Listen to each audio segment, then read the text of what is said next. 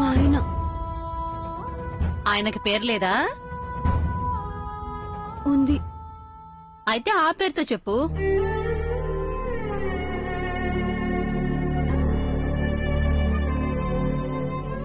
నేను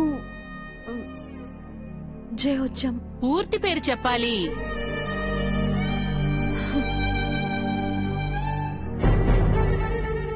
సూర్యదేవర జయసూర్య. జై, మా బేబీ చెప్పేసిందిగా, ఇప్పుడు నీ వంతు. ఒకరు చెప్తే సరిపోతుంది కదా. మీరు కూడా చెప్పాలి సార్, చెప్పండి. నేను నా డార్లింగ్ మిస్సెస్ వచ్చాం. డార్లింగ్ గీర్లింగ్ కాదమ్మా, పేరు చెప్పాలి. జై. నేను నా మంగా వచ్చాం.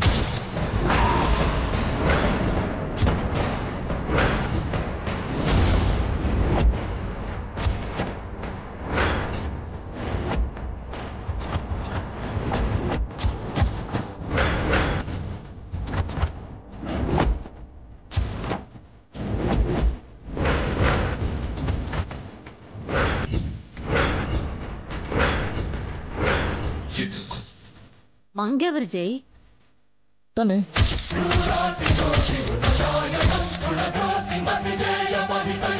అలివేలు మంగ తాయారు. తను నేను అలాగే పిలుచుకోవాలనుకుంటున్నాను.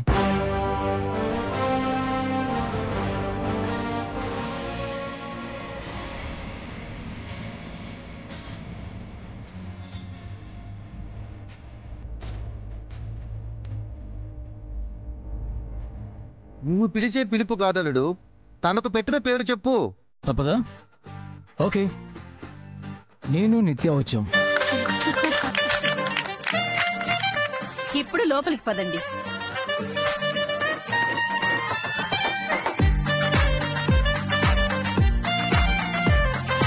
కుడికాలు ముందు పెట్టి లోపలికి రమ్మా.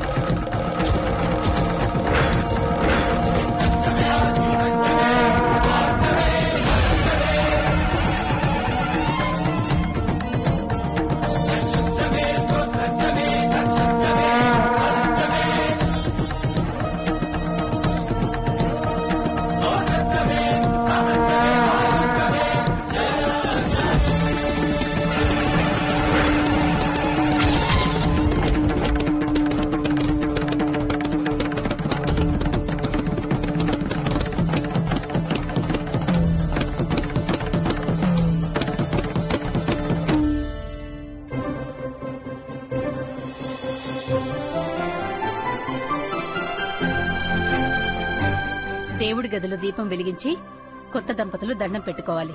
పదండమ్మా. ఏంటమ్మమ్మా, కొత్త కోళ్ళు ఇంటికొచ్చి రాగానే హారతారిపోయింది. ఏంటి అపశకునం?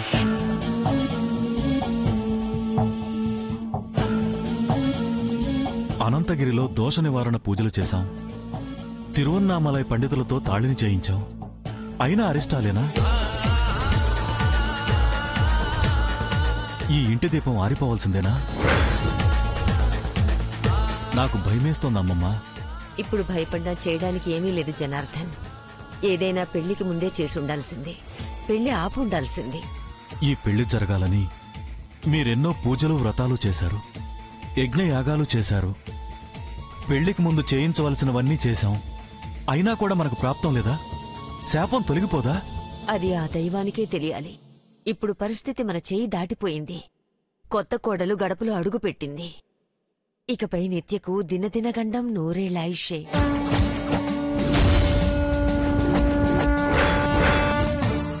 ప్రతి క్షణం, ప్రతి ఘడియ, ప్రతిరోజు నిత్య కంటికి కనపడని మృత్యువుతో యుద్ధం చేయాల్సి వస్తుంది. శాపం ఏ రూపంలో ఎదురవుతుందో, చావు ఏ క్షణాన సంభవిస్తుందో ఎదురు చూడటం తప్ప ఏమీ చేయలేవురా.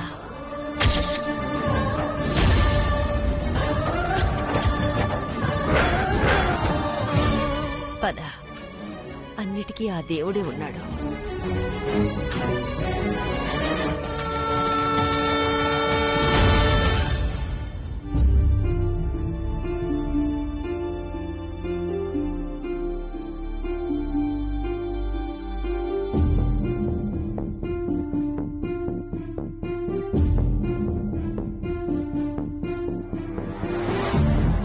దీపం వెలిగించమ్మా. వెళ్ళు. రామ్మా. ఆ, నేనా? అవునమ్మా. ఇంటికి దీపం ఇల్లాలని ఎందుకంటారు అంటే ఇంటికి వెలుగునిచ్చేది ఇల్లాలే కాబట్టి. ఆ దీపాన్ని వెలిగించటం ద్వారా ఇంటి కోడలిగా నీ బాధ్యత మొదలవుతుంది.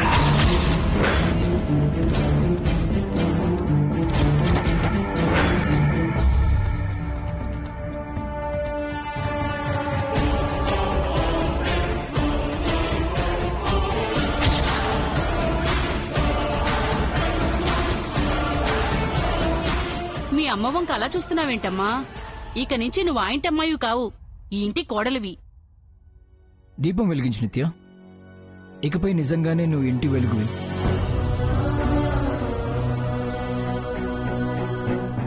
నువ్వు వెలిగించే ఆ దీపం అఖండ దీపంలా ఎప్పటికీ వెలుగునివ్వాలని దేవుణ్ణి కోరుకుని వెలిగించమ్మా. ఇదే ఆరిపోయే దీపం. ఇది మళ్ళీ అఖండ దీపం వెలిగిస్తుందట. అంతా తెలిసి వీళ్ళ వెర్రి కోరికలు కాకపోతే.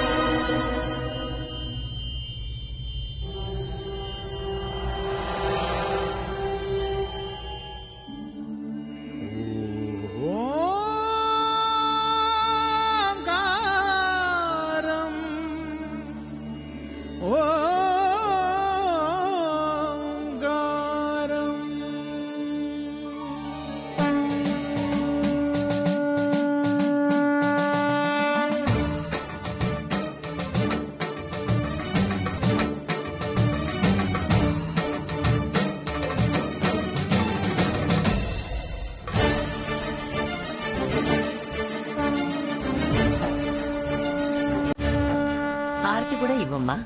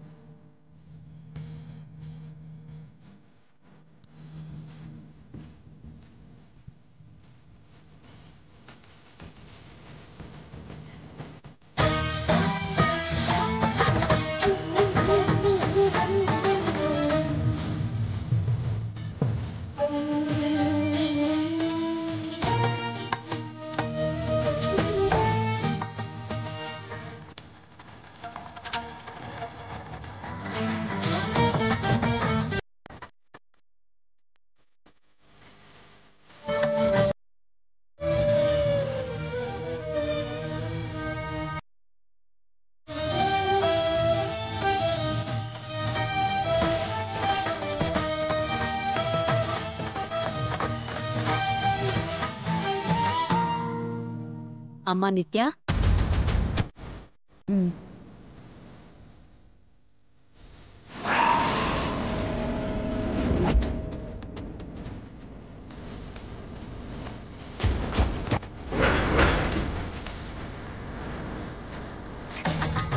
ఏంటత్తయ్య గారు తాళాలు ఇచ్చారు? ఇక నుంచి ఈ తాళాలు నీవమ్మా. అవునమ్మా, ఈ ఇంటి బరువు బాధ్యతలన్నీ ఈ రోజు నుంచి నీవి.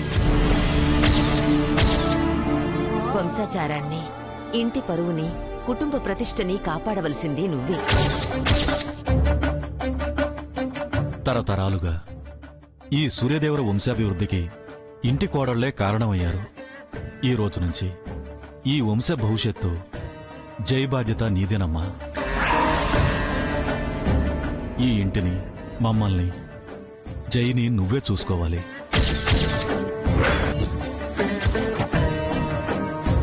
మొదటి రోజే అన్ని బరువు బాధ్యతలు తలపై పెడుతున్నారు. తట్టుకుంటుందో లేదో పాపం.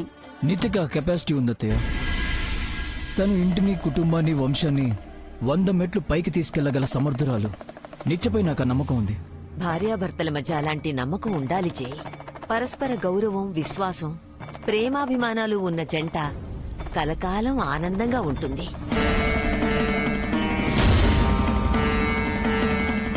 వాళ్ళు ఉంటామన్నా మేముంటనివ్వంగా వాళ్ళ ఆనందానికి మొహం వాచేలా చేస్తాం.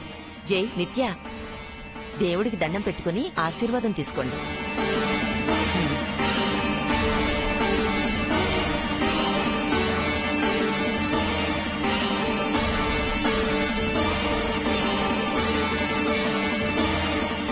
Thank you my dear gods. మీరున్నారో లేదో నాకు తెలీదు. నా నిత్య నా పక్కనే ఉంది, ఎప్పటికీ ఉంటుంది. అది చాలు నాకు. ఏంటి స్వామి నాకు ఈ పరీక్ష? మా అమ్మ కోసం తాళి కట్టించుకుని గుండెలపై భారం వేసుకున్నాను. వీళ్ళేమో ఇంటి బాధ్యతలు అప్పచెప్తున్నారు. ఇప్పటికే నేను చేస్తుంది తప్పు అని భయపడుతుంటే మళ్ళీ బరువేంటి స్వామి? నేను తట్టుకోలేని కష్టాలను నాకెందుకు ఇస్తున్నావు? నాది గాని జీవితాన్ని, నేను మోయలేని భారాన్ని నా తలపై ఎందుకు మోపుతున్నావు? ఈ ఊబిలో నన్ను ఎందుకు ముంచుతున్నావు? నేనెలా బయటపడాలి?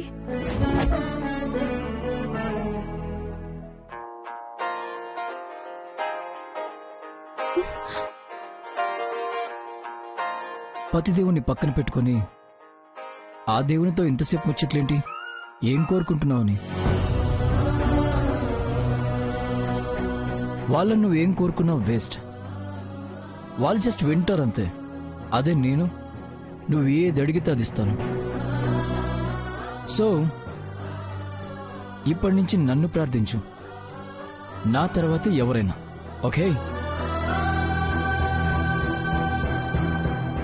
Okay my dear respected family members, నా పెళ్లికి సపోర్ట్ చేసిన మీ అందరికీ పేరు పేరున మా ఇద్దరి తరఫున కృతజ్ఞత అభివందనాలు. పెళ్లి పనులు చేసి మీరు అందరూ టైర్డ్ అయి ఉంటారు. అందరూ వెళ్ళి రెస్ట్ తీసుకోండి. అవును సార్, 5 రోజుల నుంచి నేను చాలా అలసిపోయాను. ఇంటికి కూడా వెళ్ళలేదు. మీరు పర్మిషన్ ఇస్తే ఒక్కసారి ఇంటికి వెళ్ళి మా మీనాక్షిని చూసొస్తాను. ఓకే చారి, 1 డే కాదు 1 వీక్ రెస్ట్ తీసుకో.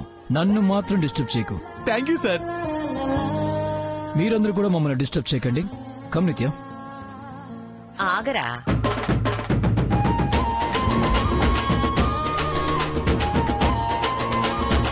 అమ్మాయిని ఎక్కడికి తీసుకెళ్తున్నావు? అంటే జేజీ, నాకు నిత్యకు పెళ్లి అయిపోయింది కదా, మేం భార్యాభర్తలు అయిపోయాం. ఇక్కడి నుంచి తను నేను ఒకే ప్లేటు ఒకే కార్ట్.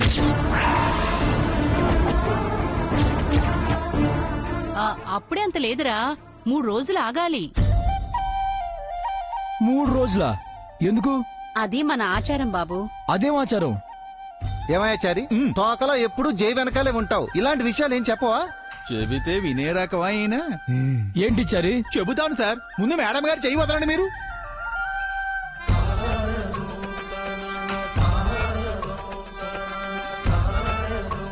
నువ్వు రామ్మా. ఏయ్, ఏ నిత్య, అయ్యో వెళ్ళిపోయింది.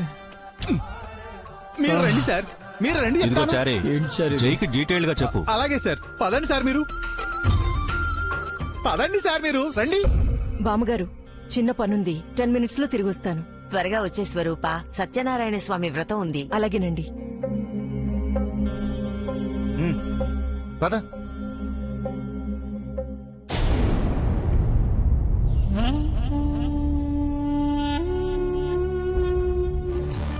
బేబీ, బేబీ,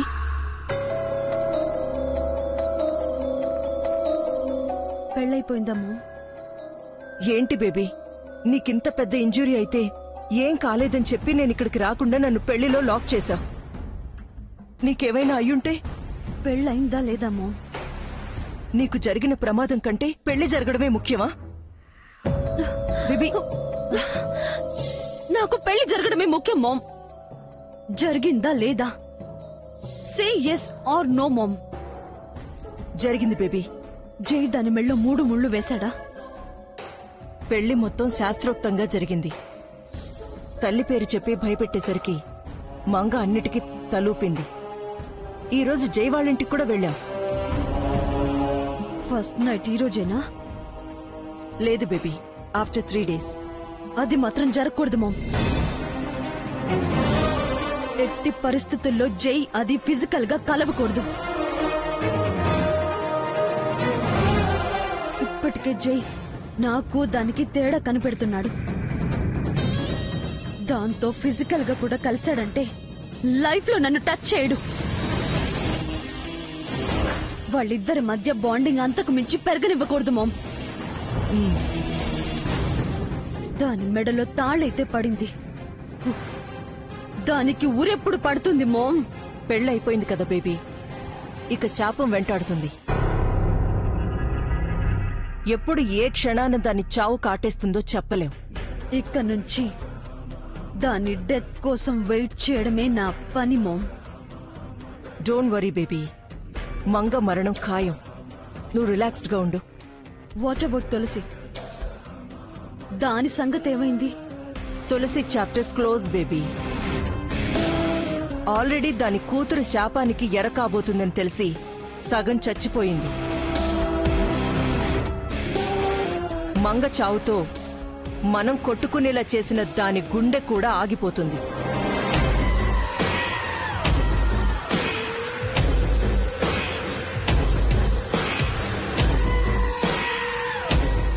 మామ్, మరి నన్ను ఇక్కడ అడ్మిట్ చేసిన అతనెవరు?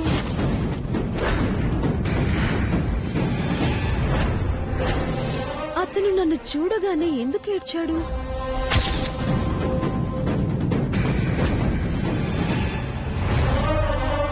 అతనికి మనకి ఏదైనా రిలేషన్షిప్ ఉందా?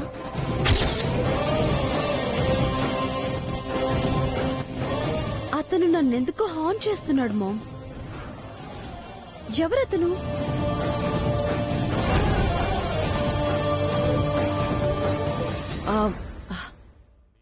అతను మంగ వాళ్ళ ఫాదర్ బేబీ. నిన్ను చూసి మంగ అనుకుని ఏడ్చుంటాడు అంతే.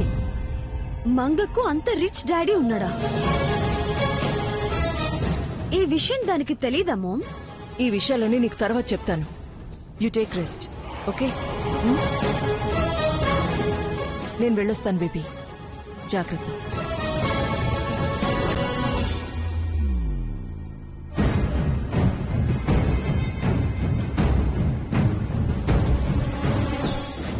రండి సార్, రండి రండి. ఏమిటి సార్ అంత ఇరిటేషన్ గా ఉన్నారు? లేకపోతే ఏంటయ్యా, ఫస్ట్ నైట్ కి 3 రోజులు గడువేంటి? పెళ్లి అయ్యాక ముహూర్తాలు చూసే తొలి రాత్రి నిర్ణయిస్తారు సార్. నీకు అలాగే జరిగిందా? నా సంగతే అడిగారు. మీకు 3 రోజులే, నాకైతే 11 రోజుల తర్వాత పెట్టారు. ఎలా మాట్లాడుచారి? మళ్ళీ ఎవరని వింటే నాకు 11 రోజుల తర్వాత పెడతారు. అన్ని రోజుల అయినా అన్ని రోజులు ఎందుకు చారి? సినిమాలో పెళ్ళైన వెంటనే ఫస్ట్ నైట్ చేస్తారు కదా. అది సినిమా సార్, నిజ జీవితంలో అలా జరగదు.